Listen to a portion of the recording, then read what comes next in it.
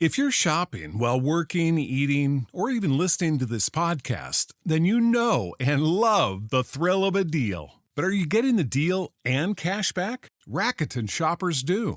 They get the brands they love, savings, and cash back. And you can get it too. Start getting cash back at your favorite stores like Levi's, Plow and Hearth, Adidas, Sephora, and Neiman Marcus. Stack sales on top of cash back and feel what it's like to know you're maximizing the savings. And it's easy to use. And you get your cash back sent to you through PayPal or check. The idea is simple. Stores pay Rakuten for sending them shoppers, and Rakuten shares the money with you as cash back. Download the free Rakuten app or go to Rakuten.com to start saving today. It's the most rewarding way to shop. That's Rakuten.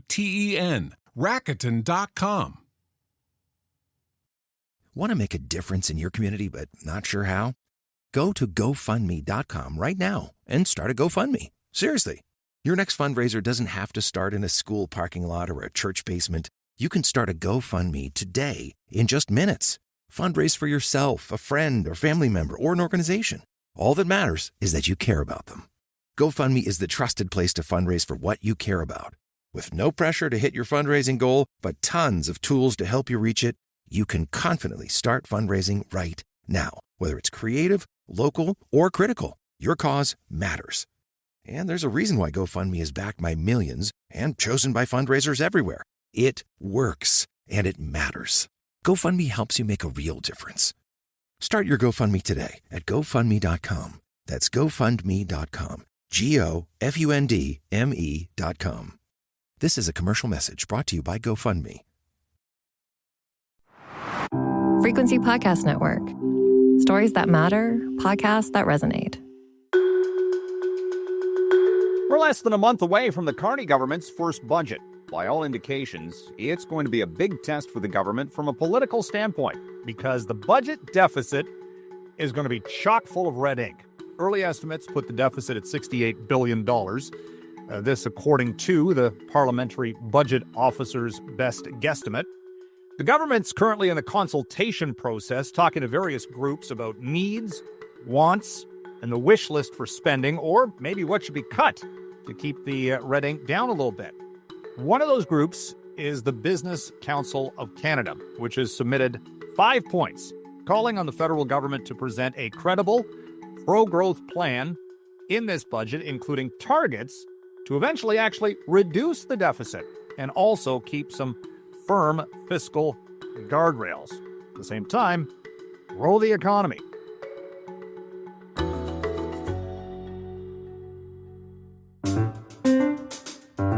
I'm Mike Eppel, and today on The Big Story, I'm talking to Theo Argitis, who is the Senior Vice President of Policy at the Business Council of Canada. He co-chaired the BCC's consultation proposal. Hello there, Theo. Hello. How are you today? I'm well, thanks. Thanks for having me on. Yeah, you've been busy here with this, the process, the run-up to the budget, and the feds are getting, I'm sure, inundated with ideas. I think this is going to be one of the more consequential budgets, we could say, considering everything that's going on. You've got a trade war in effect, falling revenue. It's a new government, even though it is a continuation of the Liberal Party in power, but obviously a very different structure. What are you thinking going in here? How difficult is it going to be for the feds to keep any type of a fiscal framework? Because that was all the talk in the later stages of the Trudeau government. You got to keep those fiscal guardrails, debt to GDP ratio, that kind of thing. Is that important at this point? It's actually very important, and it's actually more important than ever because, the amount of debt that we've accumulated over the last certainly over the last 5 years or so. I mean, it still is a Liberal government. The cabinet, the Carney cabinet, it looks very similar to the Trudeau cabinet. And there has been, a change of focus. I mean, that is pretty clear. And it's something that the business community, the Business Council, is encouraged by. And the focus is on the economy and in particular, how to get investment back into the economy, how to get businesses investing again in the economy, but also, how to kind of refocus the government again onto initiatives that are really good for the economy. So, I mean, I think if I could just, oversimplify kind of the Trudeau approach to fiscal policy, I would characterize it as kind of a focus on redistribution. A government that really wasn't that focused on growing the economy and growing the economy in a fundamental way, underlying growth in the economy. They were more focused on redistribution. And they accumulated a lot of debt, and a lot of that debt was put into kind of things that didn't really drive growth. So, and now you have a government that is more focused on the economy, but what it shares with the Trudeau government is what Carney shares with Trudeau is a belief that you still need to use government to help the economy grow. So you're going to see under Carney's, high deficits, even higher deficits than what were projected under the Trudeau government going forward, and that's because these fiscal pressures or pressures on the fiscal purse are growing. Particularly on the defense side, but also Carney has a pretty ambitious agenda on investment. So, he is somebody who will want to go into debt, more debt, but he is promising that he's going to be a little bit more focused and put those resources towards a better use. So so we'll see how it goes. I mean, we're all kind of curious to see kind of whether they are serious about a change in direction. Yeah. Well, the Prime Minister, I mean, the thinking going in is that he is more of a business-oriented Prime Minister, came up through the Central Bank of Canada, Bank of England, tons of business connections, corporate connections worldwide. So does that make you more optimistic that this idea of this pro-growth structural reform agenda, as you have laid out here in point number 5 of your 5 points proposal, is that do you figure that'll be more of a focus in this strategy by the feds? I mean, that's what they're telling us, but the proof will be, the proof is in the eating, right, as they say, and they are saying the right things. I mean, the one thing that I would say kind of that distinguishes how we see the world at the Business Council versus how, let's say, Carney sees the world is that we think that, this government can do a lot to get the economy moving again without spending a penny. On the regulatory side, I think they should be championing the oil sector much more than they are, the resource sector much more than they are. There are a lot of things that they could do without spending a penny to get investment moving. They are kind of being careful with the politics around that. But we think that they need to have a little bit more political courage to do the right things. And sometimes when you're borrowing, you might be borrowing because you're not willing to do the tough things. So I think that they could do a lot without spending a lot of money. But at the same time, we have been encouraging governments in Canada for a decade now to focus more on investment, and that's kind of what they're telling us they want to do. And the way I see kind of the budget is kind of one tool that they could use to make a difference. So yeah, they could do more on the regulatory side and on the resource side. That's one tool that they could use and they can use more aggressively. But the budget is an important tool that they could use.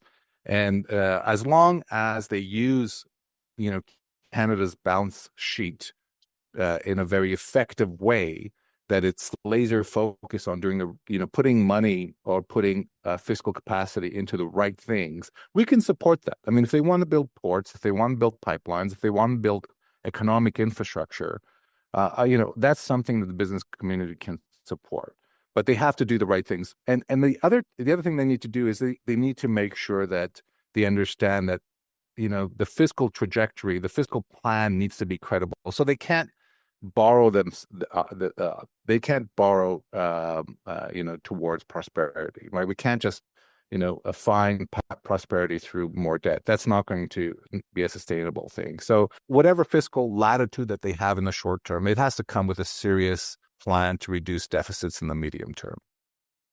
Well, every government, it seems like of late, whether it's federal or provincial, they say, this is how much the deficit is right now, but in 5 years, we'll be balanced.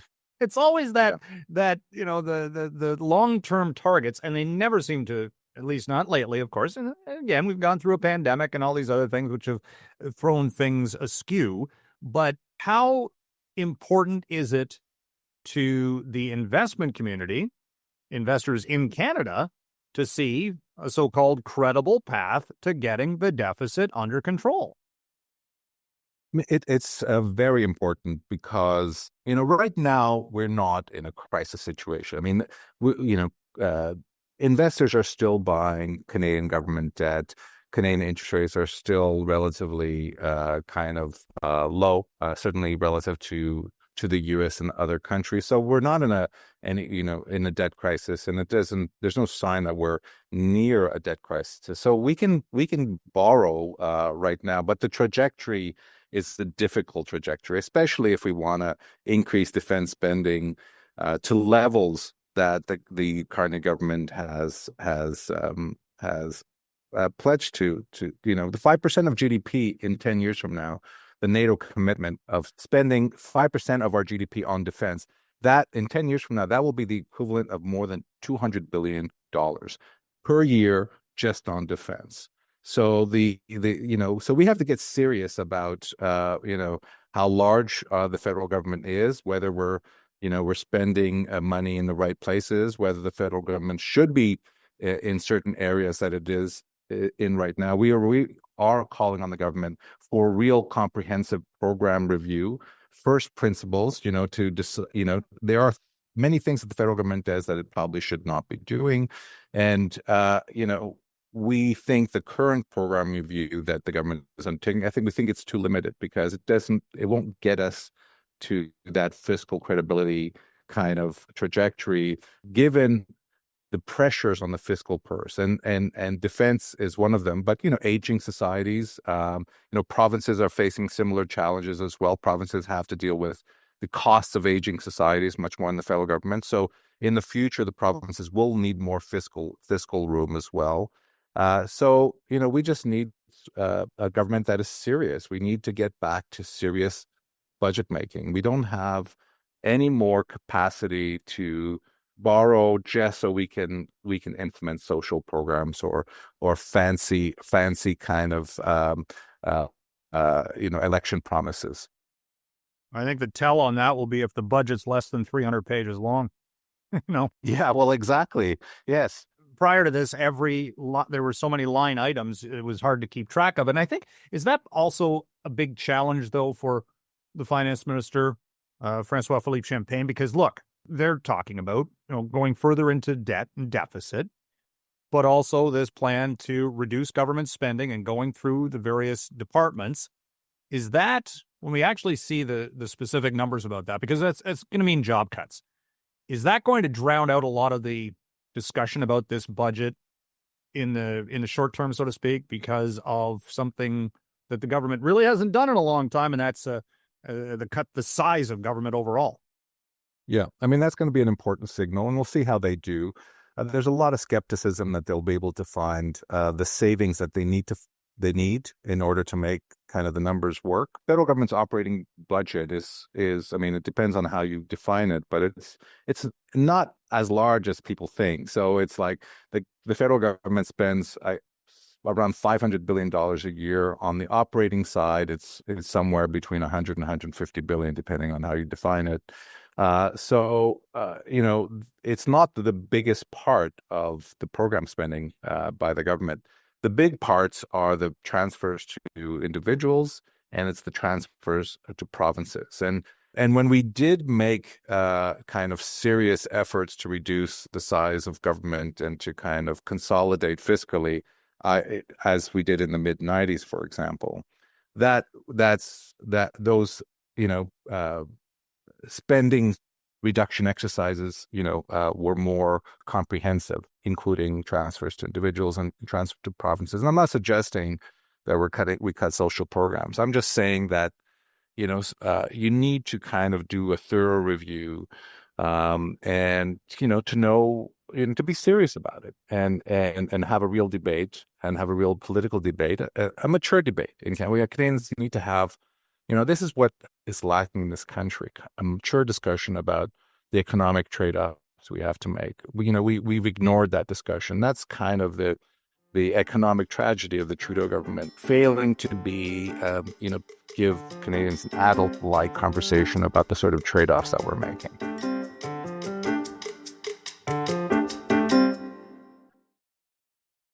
What do you think about this idea that Carney had floated previously about, splitting the budget kind of in half, operating versus, big ticket items and investments in various sectors, like somehow breaking it down differently than just one huge kind of document?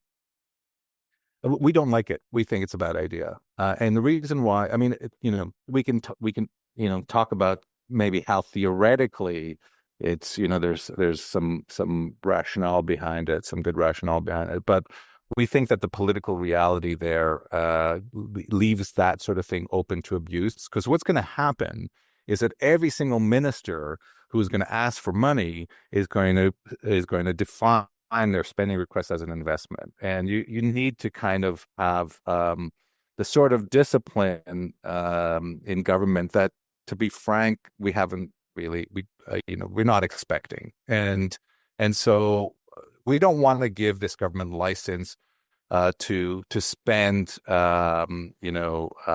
without, to spend simply by couching kind of its justification around this idea that it's an investment. We think it's just open to abuse, and we don't think they should do it.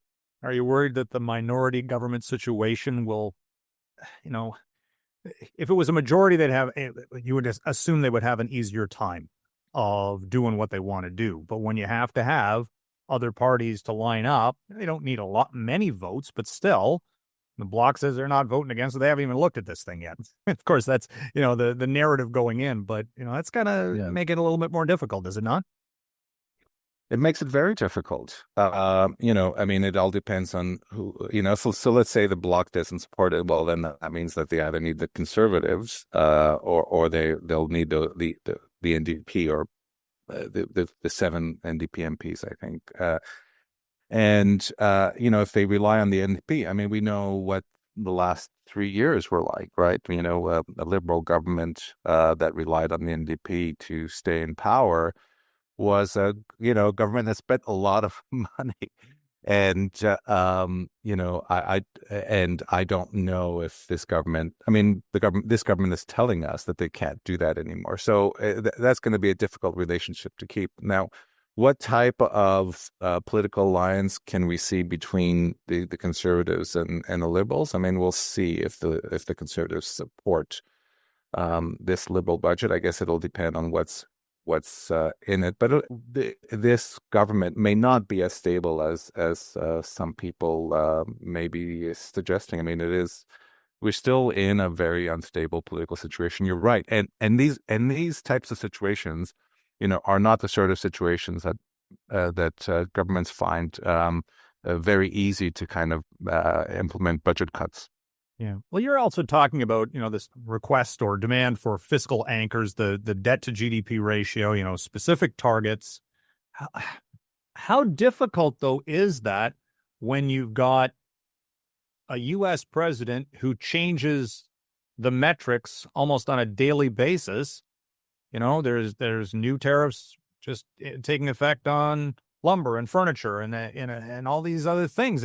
Most budgets are a guesstimate to some extent on what the economy is going to do, but in this case, trying to figure out what happens a week, a month, a year from now, that's going to make it even more challenging. No?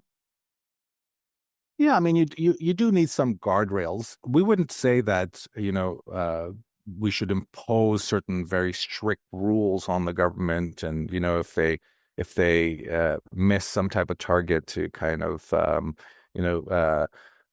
quickly recalibrate. I mean, we don't, governments kind of, there's a lot of things that go into governing, and the world is a strange and uncertain place, and things happen, and you have to kind of be flexible. There's no question about it. But you do need some guardrails, just like households do. If your debt is growing too large relative to your income, you have to kind of be careful, right? You need to measure that. If you're spending too much, or the households have intuitively some type of guardrails that they use to kind of know when their spending is out of control, or is just too much spending. Government should as well. It helps kind of, so it not only helps kind of signal to markets, for example, that where their thinking is, but it also is a pretty good signal to the government as well. So fiscal anchors kind of signal to the public servants where the government is headed, and the more specific the fiscal anchor, for example, some type of expenditure cap. If you're telling the government that we're only going to increase our spending by this much, well, that's a pretty strong signal to deputy ministers and to ministers about what type of spending they need to do. And the government's kind of new kind of, I don't know, if you want to call it guardrail, but new kind of rule around spending is, they want to cut spending by 15% across the government. So these sorts of rules, these sorts of guardrails help governments execute a plan, and they also signal to markets where the government's kind of priorities are. But there aren't, something that you can rely on as some type of very strict rule. It's just you have to be flexible, but they're very helpful metrics or gauges of fiscal health. So they're important, but they're not the only thing that you need to do. I wonder if the Carney government hasn't done itself a disservice by not giving out some sort of fiscal guidance earlier and waiting so long to come out with a budget. Typically, by now, you would have maybe seen some sort of, calculation by finance. Yeah, no, I don't disagree with you. I think they would have been better off if they had given us just a fiscal update over the summer, early summer, and then given themselves time to do a proper budget, let's say when these budgets are typically done, which is in March or April, and they could have conditioned Canadians to spending cuts, or they could have conditioned the federal government, the federal service, to kind of finding more cuts. So the program review they're doing now, I think it's just 60 days. That's not a lot of time for them to find savings. They could have, I think it is definitely a lost opportunity for them. They should have had a budget update early on, and then they should have given themselves time to put together a proper budget. And now they're rushing, and it might be a little bit, what they present on November 4th might feel a little bit uncooked. They could have spared themselves some grief, but I bet you over the next month they give out, there might be more leaks, pre-budget leaks. Over the past few years, there haven't been much, many things being telegraphed before the budget day. In this case, they might just be setting the stage for some pretty bleak data ahead of time. Yeah, I'm not a communications expert, but I suspect if they've got bad news, they're going to probably give us the bad news before the budget date on November 4th, because they don't want November 4th to be a bad news day. So if there is bad news there, we'll get it before the budget date, no question. Yeah. Well, we'll see. Thank you very much for joining us today, Theo. It was great talking to you. Yeah, same here. Thanks, Mike. That was Theo Argitis, Senior Vice President of Policy at the Business Council of Canada. And that was The Big Story. If you enjoyed this episode, be sure to share it with a friend. We love hearing your thoughts and feedback on all of our episodes. You can reach us on X at The Big Story or send us an email at hello@thebigstorypodcast.ca.